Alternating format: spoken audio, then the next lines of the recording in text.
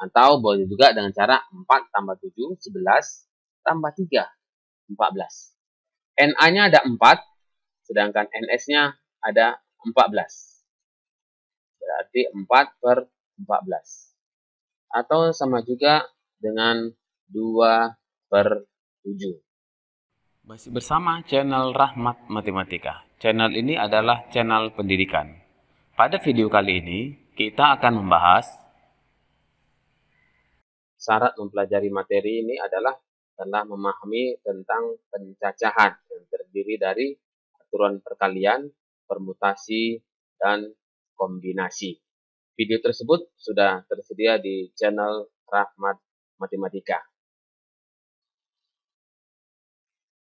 Kita ulang kembali peta konsep tentang peluang. Peluang yang telah kita bahas adalah pencacahan, terdiri dari aturan perkalian, permutasi, kemudian kombinasi. Ini sudah tersedia di channel Rahmat Matematika. Syarat inilah kita gunakan untuk membahas tentang kejadian sederhana dan kejadian majemuk. Setelah nanti kejadian sederhana, dengan menerapkan teori peluang, kita akan bahas tentang kejadian majemuk yang terdiri dari perkalian peluang, peluang komplement, dan peluang gabungan. Ruang sampel dan kejadian.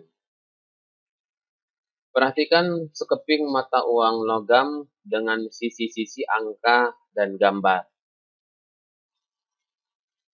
Ini merupakan sisi angka. Biasa dilambangkan dengan huruf A. Artinya angka. Sedangkan gambar ini merupakan sisi gambar dan biasa dilambangkan dengan huruf G. Sehingga ruang sampelnya adalah angka, kemudian gambar. Ruang sampel itu biasa dilambangkan dengan huruf S. Angka, gambar. Sedangkan jumlah ruang sampel, lambang itu dibuat NS, ada 2. 1, 2. Misalkan mata uang logam dilambungkan 1 kali, berapa peluang yang muncul adalah angka. Itu adalah termasuk kejadian. Demikian juga, misalkan sebuah mata uang logam dilambungkan sekali, berapa peluang yang muncul adalah sisi gambar. Dan itu juga termasuk kejadian. Jadi kejadian itu adalah bagian dari ruang sampel.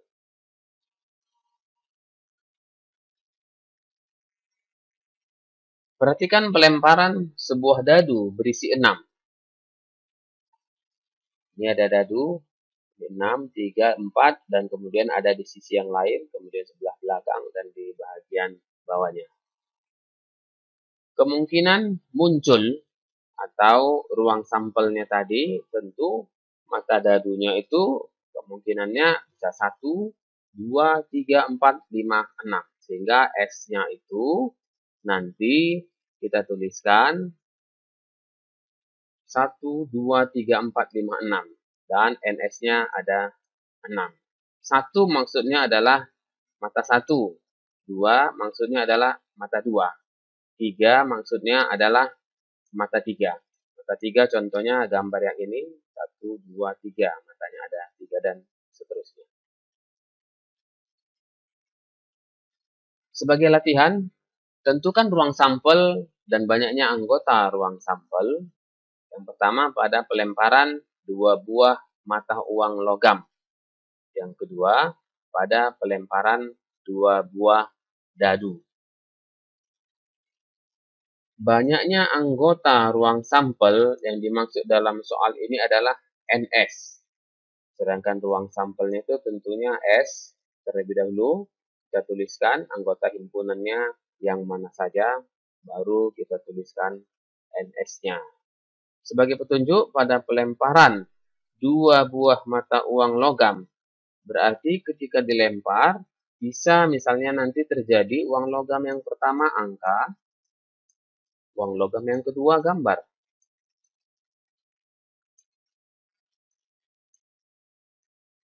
Tentu bisa juga yang lain. Demikian juga pada pelemparan 2 buah dadu, nanti bisa kita tuliskan kalau untuk 2 buah dadu, kita buat tabelnya. Misalnya dadu yang pertama di sini, kemudian ini dadu yang kedua. Ini contoh. Kemudian kita isikanlah. Ini 1, 2, dan seterusnya. Demikian juga yang di sini 1, 2, dan seterusnya. Kemudian kita buat kejadian-kejadian yang muncul, dan inilah nanti ruang sampelnya. Kemudian kita tuliskan NS-nya. Peluang suatu kejadian. Jika semua titik sampel dalam ruang sampel S berpeluang sama untuk muncul dengan banyaknya anggota NS, dan A merupakan suatu kejadian atau peristiwa dengan banyaknya anggota NA, maka peluang munculnya kejadian atau peristiwa AA dalam ruang sampel S adalah PA. Artinya inilah yang dimaksud dengan definisi peluang tadi. Tentu syaratnya berpeluang sama. Kalau nanti dia tidak berpeluang sama, rumus ini tidak berlaku. Harus kita lihat lagi ketentuan-ketentuan yang lain dari soal tersebut. Jadi PA-nya itu sama dengan NA per NS. Dengan demikian kita cari dulu S-nya, kemudian NS-nya kita hitung. Kita cari dulu A-nya yang mana, anggotanya, kemudian NA-nya kita hitung, barulah kita memperoleh peluang kejadian A tersebut. Kisaran peluang adalah 0 sampai dengan 1. 1 itu kejadian pasti, sedangkan 0 itu kejadian mustahil. Misal, kejadian mustahil itu sebuah dadu dilambungkan 1 kali. Maksud dadunya adalah dadu bermata 6. Berapakah peluang? Yang muncul adalah mata dadu 7. Ini kejadian mustahil, peluang mustahil. Tidak akan pernah terjadi.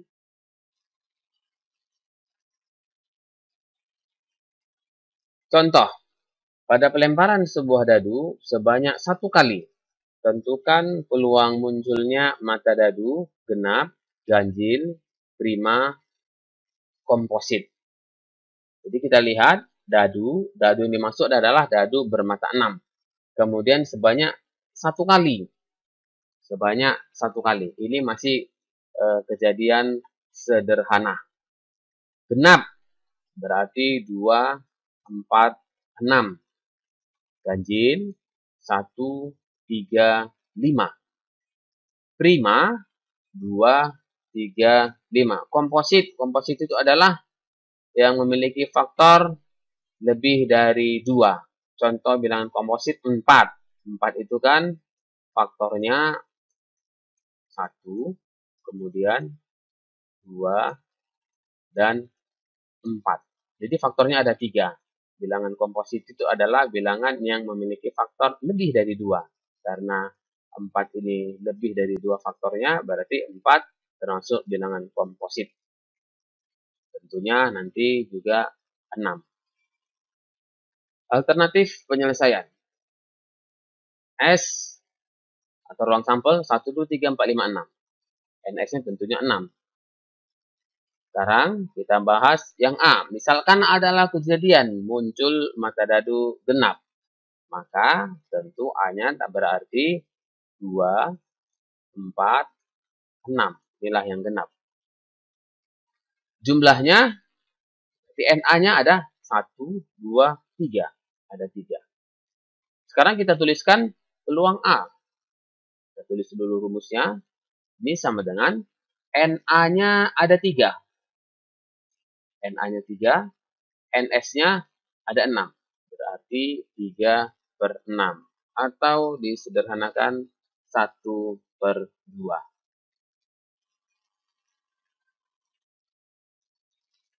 Untuk soal yang B, C, dan D sebagai latihan.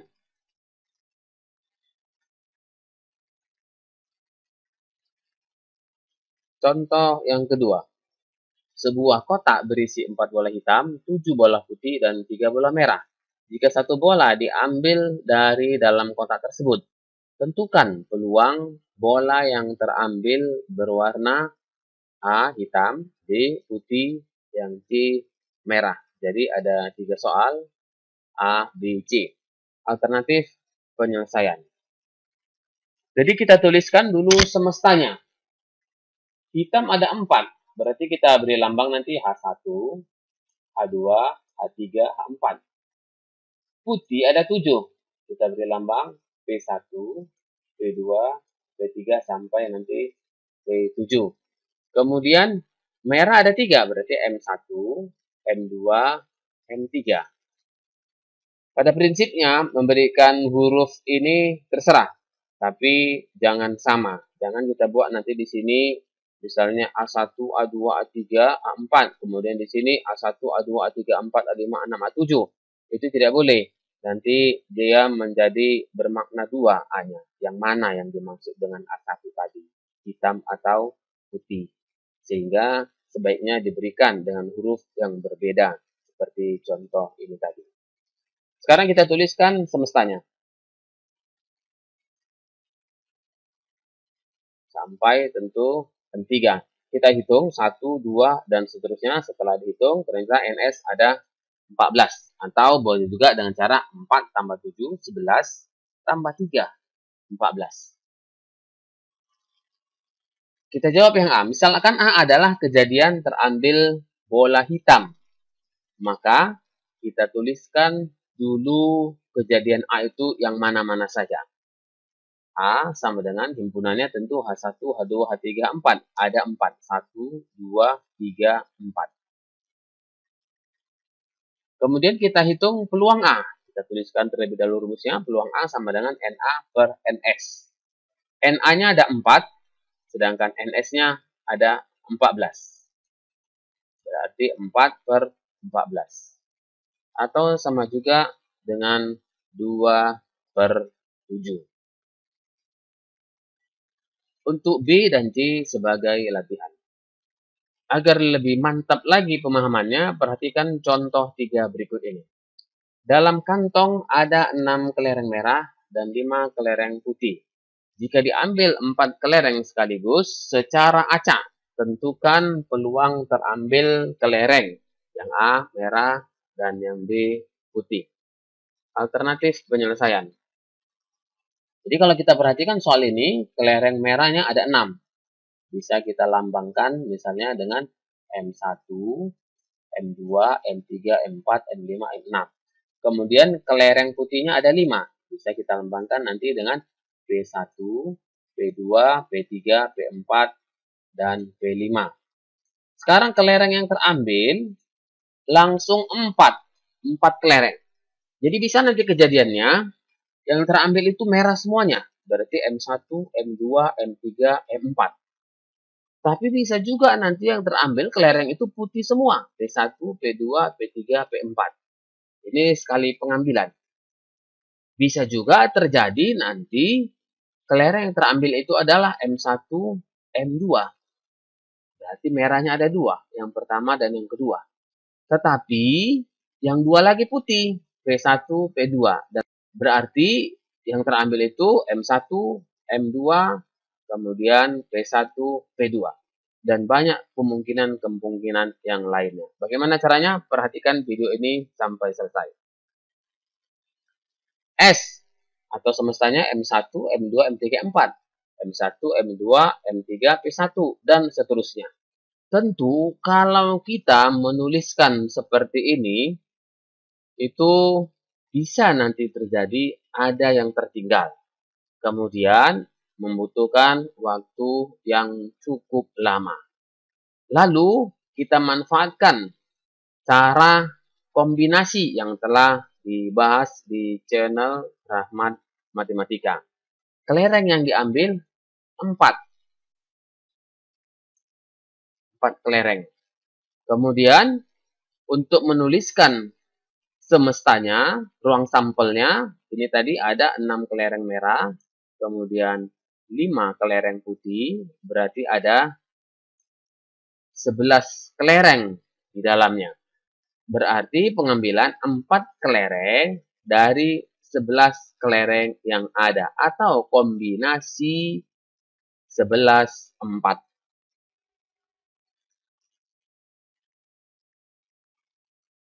Ini kita selesaikan. Yang belum memahami tentang kombinasi bisa dilihat di channel Rahmat Matematika yang telah dibahas. 11 faktorial per 4 faktorial dikali 11 kurang 4 faktorial.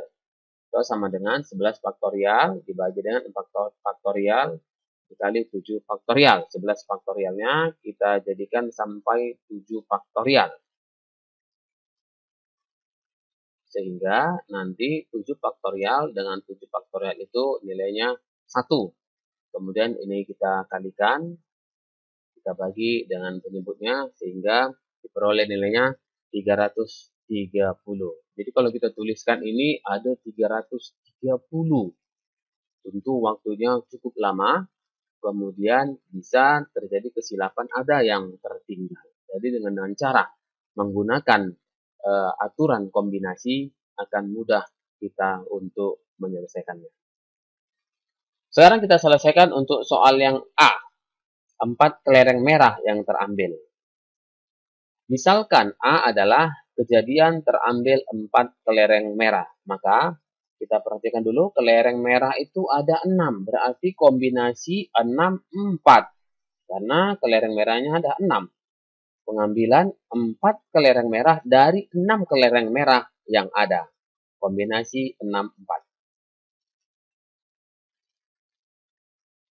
Kombinasi 6, 4 itu kalau kita hitung menjadi 6 faktorial per 4 faktorial dikali dengan 6 kurang 4 faktorial. Kita jadikan yang ini menjadi 6 kali 5 kali 4 faktorial. Sehingga 4 faktorial dibagi 4 faktorial itu 1. Kemudian kita bagikan 6 kali 5, 30 dibagi 2 kali 1, 2. Atau sama dengan 15. Kemudian kita hitung berapa peluang A. Peluang A itu sama dengan NA per NS. NA-nya sudah kita peroleh 15. Sedangkan NS-nya tadi sudah kita dapat 330. Kita sederhanakan sama dengan 1/22. Jadi peluang terambil 4 kelereng merah adalah 1/22.